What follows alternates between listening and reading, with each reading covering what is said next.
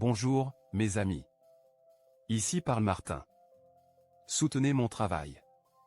S'il vous plaît, abonnez-vous à la chaîne avant de regarder. Dans cet épisode, nous discuterons de deux sujets très importants. Chaque sujet est pertinent et intéressant, alors assurez-vous de regarder mon épisode jusqu'à la fin. Aujourd'hui, nous parlerons de sujet numéro 1. Le président de l'Azerbaïdjan dit que Bakou terminera l'opération au Karabakh quand les Arméniens déposeront les armes. Sujet numéro 2. Le chef de l'ONU demande une fin immédiate au massacre au Nagorno-Karabakh. Sujet numéro 1. Le président de l'Azerbaïdjan, Ilham Aliyev, a déclaré lors d'un entretien téléphonique avec le secrétaire d'État américain, Antony Blinken, que la remise des armes par les forces arméniennes est une condition pour la fin de l'opération antiterroriste de Bakou dans la région contestée du Nagorno-Karabakh, selon Sputnik. Mardi, le département d'État américain a annoncé que Blinken avait eu un entretien téléphonique avec Aliyev et le Premier ministre arménien, Nikol Pachinian, pour discuter de la situation au Nagorno-Karabakh. Aliyev a souligné que l'administration présidentielle avait invité à plusieurs reprises des représentants de la population arménienne vivant dans la région du Nagorno-Karabakh à un dialogue, mais qu'ils avaient rejeté l'offre. Cependant, ils ont été à nouveau invités à un dialogue lors des mesures antiterroristes locales. Aliyev a affirmé que les mesures antiterroristes prendraient fin si les armes étaient remises et que les forces arméniennes étaient désarmées, a déclaré le bureau du président de l'Azerbaïdjan sur son site web. Le bureau a ajouté que le président de l'Azerbaïdjan a informé Blinken que Bakou avait dû lancer l'opération dans la région pour prévenir de nouvelles provocations de la part de l'Arménie au Nagorno-Karabakh. Il a souligné que seuls des objectifs militaires légitimes sont visés dans l'opération, et qu'aucune attaque contre des civils ou des infrastructures n'est menée. Pour sa part, Blinken s'est dit préoccupé par la situation dans la région, a appelé à un cessez-le-feu et a déclaré au président azerbaïdjanais que les États-Unis soutiennent des négociations directes entre Bakou et les Arméniens vivant dans la région en conflit. La situation au Nagorno-Karabakh est l'objet d'un conflit depuis des décennies et a déjà entraîné des affrontements violents. Les parties impliquées, l'Azerbaïdjan et l'Arménie, entretiennent une relation tendue en raison de différends territoriaux dans la région. Le conflit est marqué par la lutte pour le contrôle du Nagorno-Karabakh, une région à majorité arménienne mais située en Azerbaïdjan. En septembre 2020, de nouveaux affrontements ont éclaté au Nagorno-Karabakh, entraînant une escalade significative de la violence. L'Azerbaïdjan a lancé une offensive militaire pour reprendre le contrôle de la région, entraînant des combats intenses et de nombreuses victimes civiles. La communauté internationale s'est inquiétée de la situation et a appelé à un cessez-le-feu. La position de l'Azerbaïdjan dans ce conflit repose sur sa revendication selon laquelle le Nagorno-Karabakh fait partie intégrante de son territoire et qu'il a le droit de rétablir son contrôle sur la région. D'autre part, l'Arménie soutient la population arménienne du Nagorno-Karabakh et plaide en faveur de l'autodétermination de la région. La demande de l'Azerbaïdjan selon laquelle l'Arménie remette ses armes comme condition pour mettre fin à l'opération antiterroriste au Nagorno-Karabakh soulève des questions importantes sur les perspectives d'un accord de cessez-le-feu durable dans la région. Cette exigence reflète la méfiance persistante entre les deux parties et les difficultés à parvenir à un accord politique satisfaisant pour les deux parties.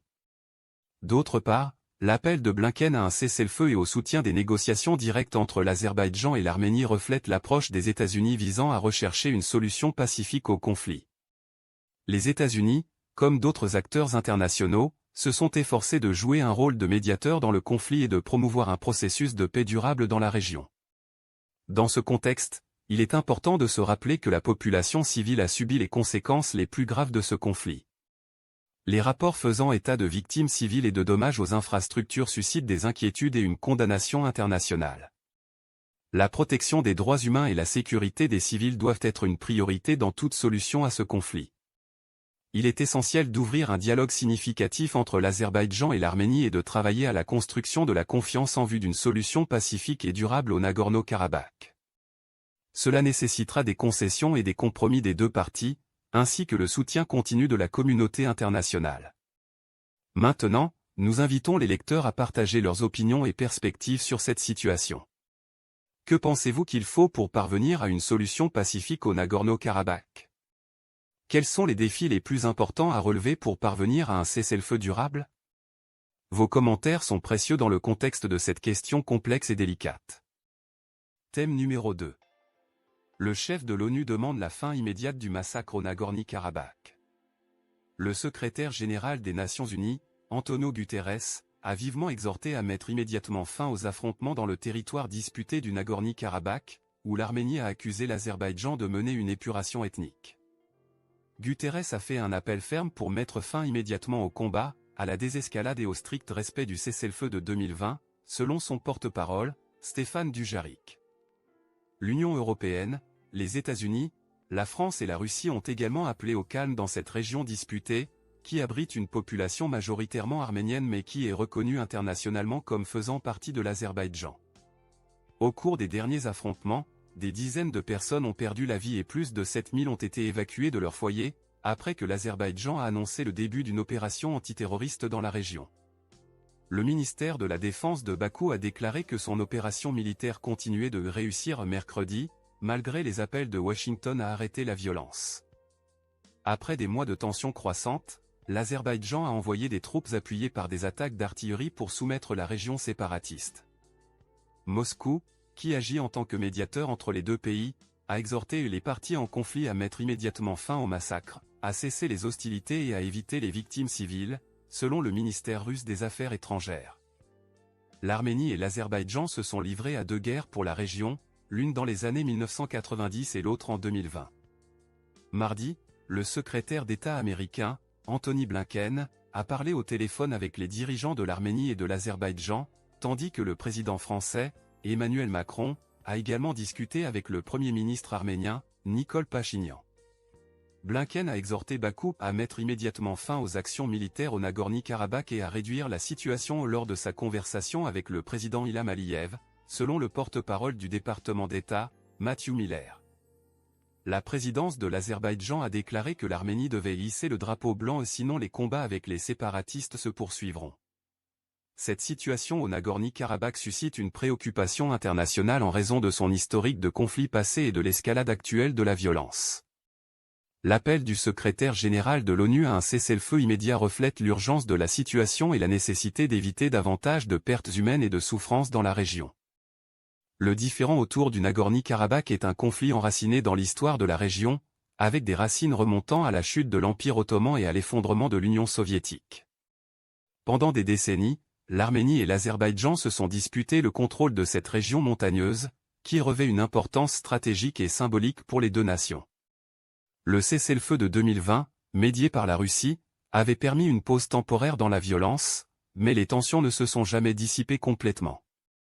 L'escalade récente des combats et la rhétorique belliqueuse des deux parties ont élevé la préoccupation internationale. Il est essentiel de souligner que la violence dans cette région a un coût humain élevé. Les victimes civiles, les personnes déplacées de leur foyer et les communautés confrontées à un traumatisme constant sont une réalité tragique au Nagorno-Karabakh en de tels moments.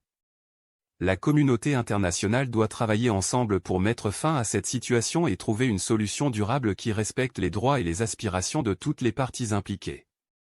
L'appel de l'Union européenne, des États-Unis, de la France et de la Russie au calme est un rappel de la nécessité de la diplomatie et du dialogue plutôt que de la violence. Ces nations, en tant qu'acteurs clés de la scène internationale, ont un rôle important à jouer dans la recherche d'une solution pacifique à ce conflit. La persistance de ce conflit au fil des décennies souligne la complexité et la sensibilité de la question du Nagorno-Karabakh. La région abrite une population majoritairement arménienne, créant ainsi un lien émotionnel et culturel avec l'Arménie. Cependant, la communauté internationale reconnaît le Nagorno-Karabakh comme faisant partie de l'Azerbaïdjan, ce qui entraîne des tensions géopolitiques significatives. La récente déclaration du ministère de la Défense de Bakou selon laquelle son opération militaire connaît du succès malgré les appels internationaux à cesser la violence reflète la détermination de l'Azerbaïdjan à rétablir son contrôle sur la région. D'autre part, l'Arménie n'est pas disposée à céder son influence au Nagorno-Karabakh, créant ainsi une impasse dans le conflit. Il est essentiel que les parties impliquées dans ce conflit comprennent l'importance de trouver une solution pacifique et durable. L'histoire des deux guerres dans la région et les graves conséquences humanitaires devraient être des motifs suffisants pour rechercher des alternatives à l'effusion de sang et à la destruction. La médiation internationale, menée par la Russie, a été un élément clé dans la gestion de ce conflit. La Russie a un intérêt particulier pour la stabilité dans la région du Caucase du Sud et a joué un rôle important en tant que médiateur entre l'Arménie et l'Azerbaïdjan. Cependant, La situation actuelle souligne la difficulté de maintenir un cessez-le-feu et de progresser vers une résolution durable. L'appel du secrétaire d'État américain, Anthony Blinken, à l'Azerbaïdjan pour qu'il cesse les actions militaires et réduise la situation est un rappel que la communauté internationale observe de près et exige une solution pacifique. Cependant, persuader les parties en conflit de céder et de s'engager dans un processus de paix est un défi complexe. En fin de compte, la résolution de ce conflit nécessite la volonté politique des deux parties de trouver un terrain d'entente et de s'engager dans un processus de paix significatif. L'effusion de sang et les souffrances humaines ne doivent pas être la voie à suivre. Dans ce contexte, il est essentiel d'écouter les opinions de la communauté mondiale. Que pensent les citoyens de différents pays de cette situation au Nagorno-Karabakh? Quelles sont les meilleures solutions selon eux pour mettre fin à la violence et trouver une solution durable? Les commentaires et les perspectives des gens peuvent contribuer à la réflexion et au débat sur ce conflit complexe.